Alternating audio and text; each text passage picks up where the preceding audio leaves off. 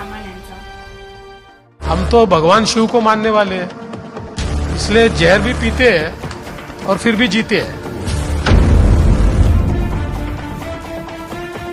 मी देवेंद्र गंगाधरराव फडणवीस ईश्वर साक्ष शपथ घेतो की मी महाराष्ट्र राज्याचा मुख्यमंत्री म्हणून माझी कामे निष्ठापूर्वक व शुद्ध बुद्धीने पार पाडीन। मी देवेंद्र गंगाधरराव फडणवीस ईश्वर साक्ष शपथ घेतो की मी महाराष्ट्र राज्याचा उपमुख्यमंत्री म्हणून माझी कामे निष्ठापूर्वक व शुद्ध बुद्धीने पार पाडीन। अमित शाह यांचं ट्वीट आलेलं आहे, अतिशय बोलकं ट्वीट आहे। भाजपा अध्यक्ष श्री जेपी नड्डा जी के कहने पर ही श्री देवेंद्र फडणवीस जी ने बड़ा मन दिखाते हुए महाराष्ट्र राज्य और जनता के हित में सरकार में शामिल होने का निर्णय लिया है।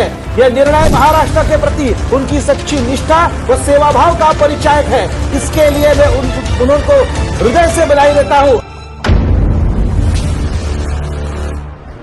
सभागृहाला आणि महाराष्ट्राला मराठा समाजाच्या संदर्भात मी काय केलं नीट माहिती आहे। मराठा समाजाला मी आरक्षण दिलं, या सभागृहाने दिलं, मी मुख्यमंत्री होतो, ते हायकोर्टात टिकवलं, जोपर्यंत मुख्यमंत्री होतो सुप्रीम कोर्टात ते टिकवलं। त्या ठिकाणी सारखी संस्था सुरू करणं असेल, अण्णासाहेब पाटील आर्थिक विकास महामंडळाच्या माध्यमातून त्या ठिकाणी कर्ज देणं असेल, या सगळ्या योजना त्या काळामध्ये आपण सुरू केल्या।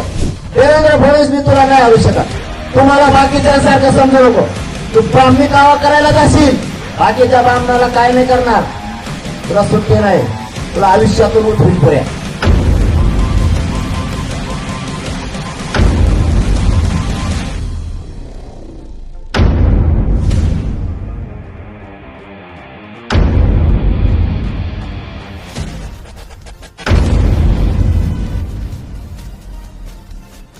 मुख्यमंत्री एकनाथराव शिंदेजींनी जर असं म्हटलं की मराठा आरक्षणाकरता कुठलाही निर्णय घ्यायचा मी प्रयत्न केला आणि तो प्रयत्न मी थांबवला तर त्या क्षणी माझ्या पदाचाही राजीनामा देईल आणि राजकारणात देखील निवृत्त होईल।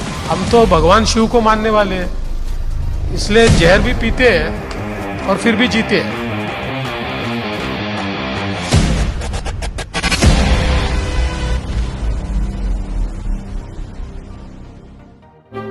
अशाच नवनवीन बातम्या पाहण्यासाठी आमच्या महाराष्ट्र क्रांती न्यूज या YouTube चॅनलला लाईक करा, सबस्क्राईब करा आणि बेल आयकॉनला प्रेस करा।